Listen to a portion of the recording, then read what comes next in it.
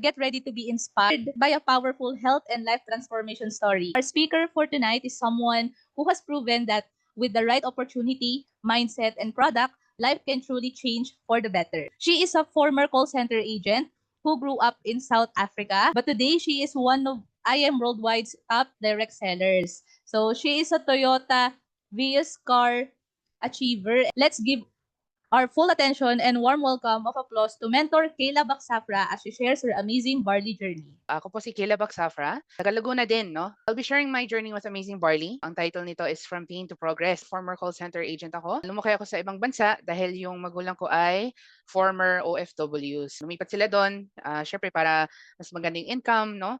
Ngayon, nandito na po kami sa Pilipinas. Ayan. So, former call center agent po ako. And the lifestyle, the stress, it comes with the job. Siguro naman kahit anong trabaho, no? Na nasa-stress tayo, di ba? And at an early age talaga, doon ako nagkaroon ng sakit. Bago ko nakilala si IM, tambay lang ako. Ayan, wala akong work. This was during pandemic time. Nahirapan din ako makahanap ng trabaho kasi nga pandemic, no? And na-meet ko si mentor Candy Coloma. Ayan, so siya yung angel mentor ko na shinare lang din niya sa akin yung negosyo, yung business, which is IM Worldwide. And ang una ano sa akin talaga is yung opportunity, no? Kasi yung health ko, syempre that time, hindi ko iniisip yung income kasi yan talaga yung priority ko is yung opportunity. Kuha ko ng paraan para maging part ng IM. And then, of course, na-train din ako kung paano ako maging IM distributor. Yan. So, former UST professor po siya. And to share with you guys, no, this was me before Amazing Barley. Mahilig kumain.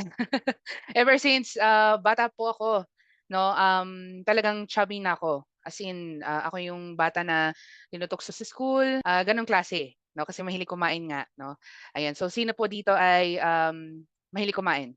Siyempre, lahat tayo, no? Mahilig tayo kumain talaga ng food. Ayan. So, yan yung naging comfort ko, which is yung pagkain.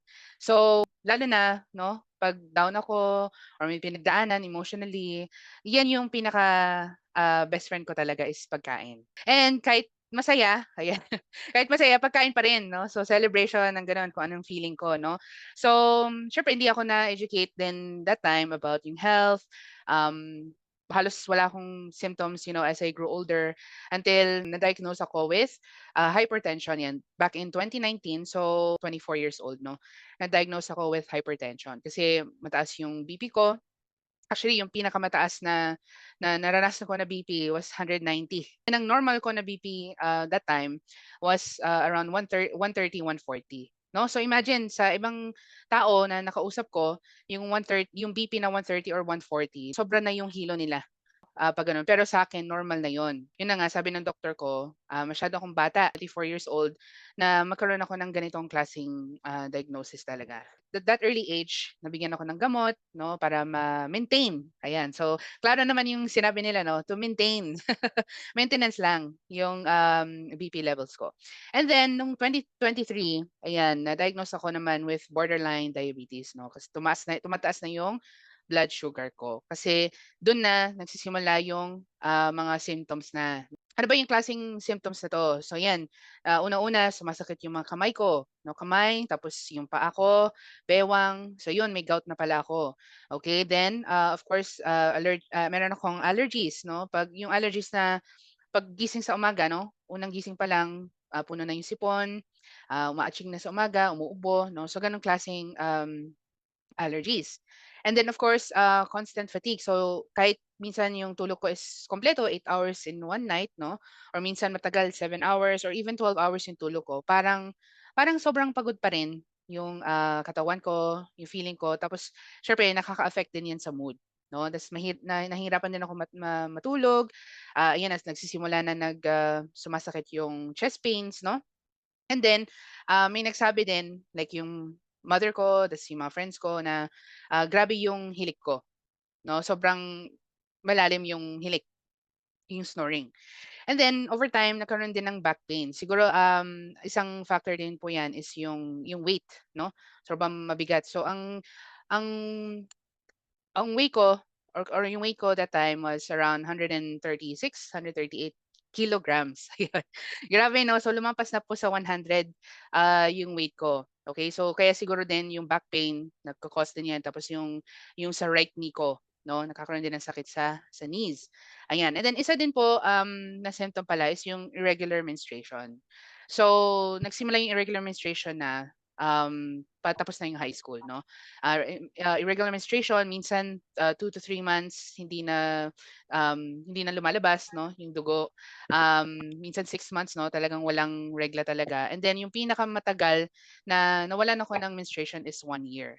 No? So sobrang matagal para to not have menstruation, no? So yan na po yung mga signs na may PCOS. Meron din akong brain fog. Ang ibang term niyan is yung parang natutulala minsan, nahihirapan mag-decide, no?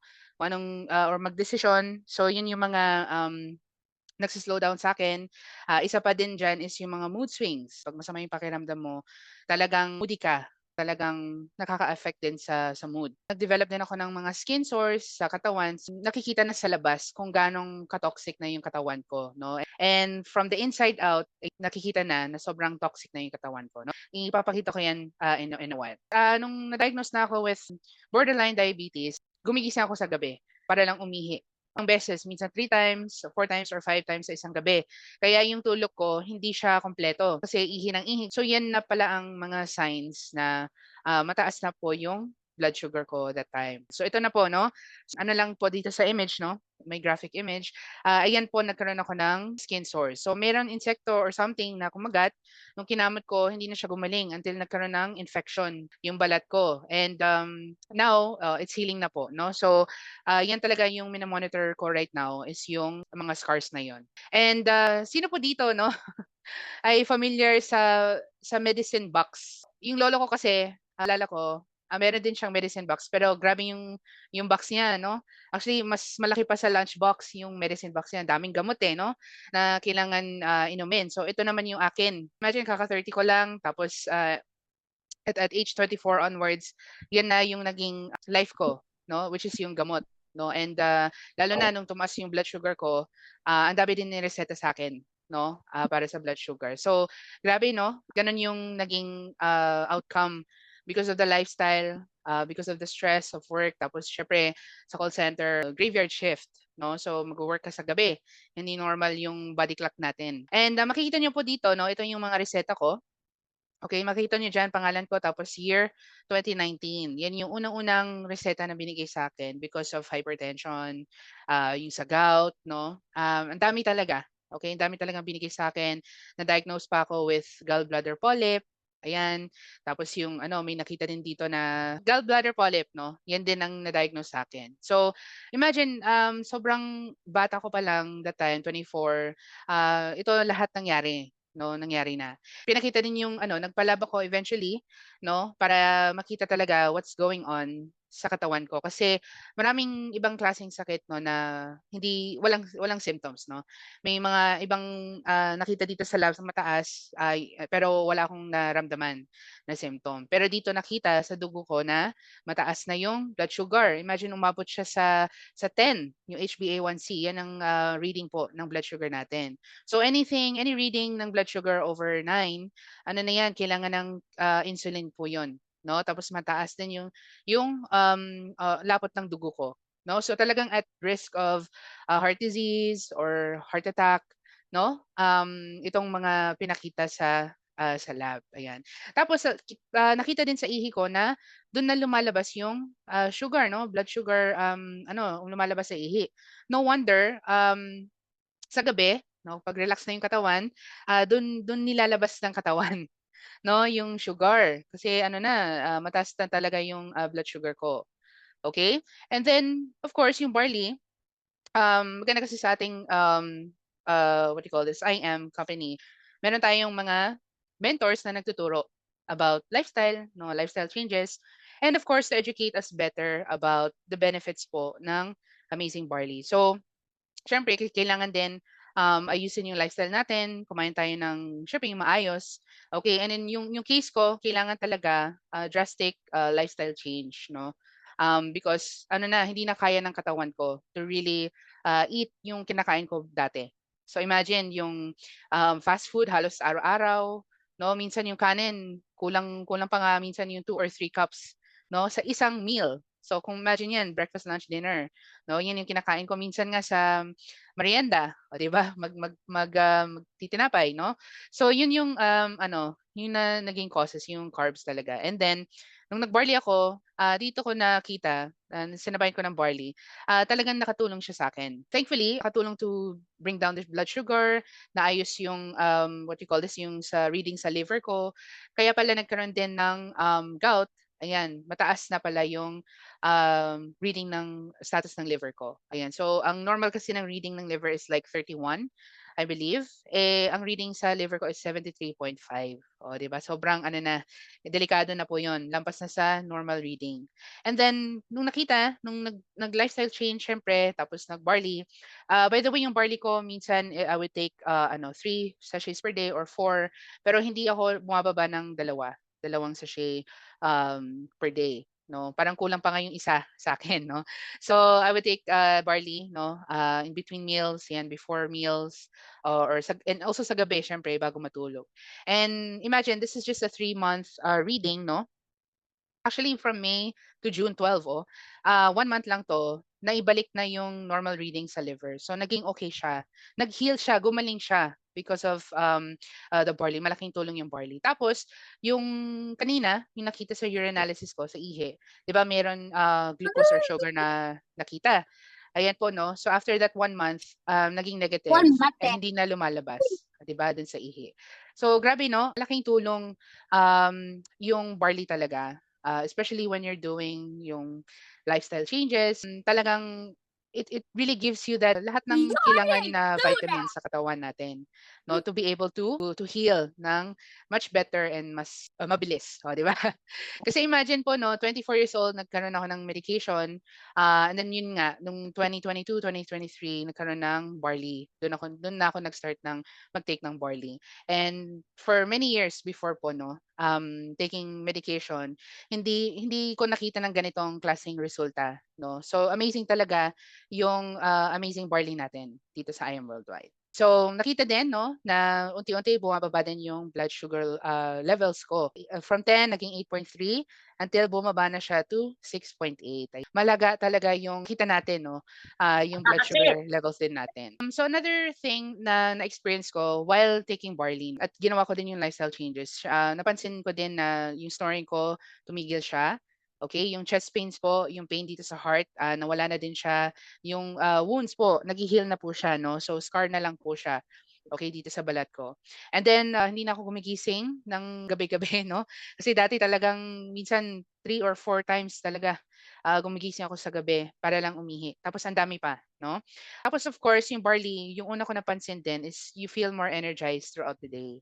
Ayan, so nakakagawa ka ng maginhawa yung feeling ba, when you take barley every day. So hindi hindi ko kaya na walang barley within a day, 'no, kasi parang feeling ko na hinahanap ng katawan ko 'no, yung, barley. Tapos, siyempre yung brain fog, nawala din siya.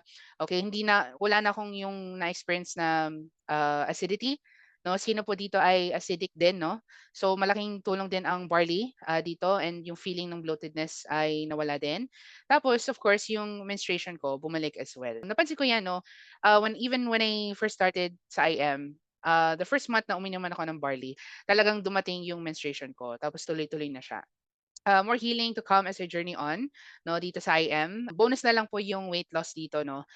Siyempre hindi ako masyadong ano sa workout, 'di ba? Pero siyempre kailangan din or mag-walking man lang kahit 20 to 30 minutes a day. So 'yan din yung ginagawa ko and malaking tulong din siya. Just to show you guys, a comparison lang din of the bonus part, yung polo ko na blue.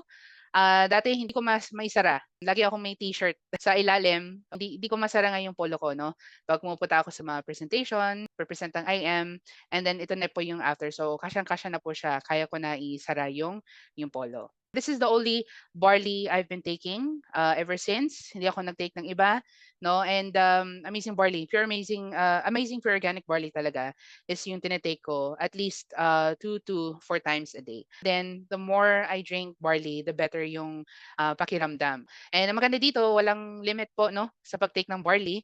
So yun ang maganda kasi organic po. Dito lang sa'tin sa I Am Worldwide ay, organic po yung barley natin. So you can take it, as much as you want, the more the better. Pwede din po siya sa mga, yung mga kids, no? Sa mga pregnant women, pwede din sa kanila.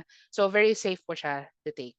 So as I'm journeying on dito sa journey ko sa Amazing Barley, ang ginawa ko din habang ginagawa ko din yung lifestyle changes is of course, sinishare ko din yung benefits of our product. Kasi maganda din po yung opportunity natin, no? Sayang kung hindi ko naman gawin siya. Lahat tayo, we do have a testimony. So whether you feel maginhawa, meron nakakatulog ka sa gabi, okay, medyo nabawasan yung hingal mo, okay, or you feel more energized, testimony na yan. Kaya ang ginawa ko, the time I started taking barley is shinare ko din agad siya. Nakakapag-distribute din at the same time. And of course, these are the two mentors na maganda talaga yung sinishare nila. Maganda yung purpose nila dito sa IM. Ginawa ko din siya. So sa health and wealth, ito yung gusto ko say thank you kay Mentor Candy, kay Mentor Elise, no, for sharing their knowledge. No, as iron sharpens iron, no, one person sharpens another. This basically means, it shows how the right people in our lives make us better. So thank you so much sa mentors, no, na to. So yan lang, mentors. Thank you so much for listening to my testimony.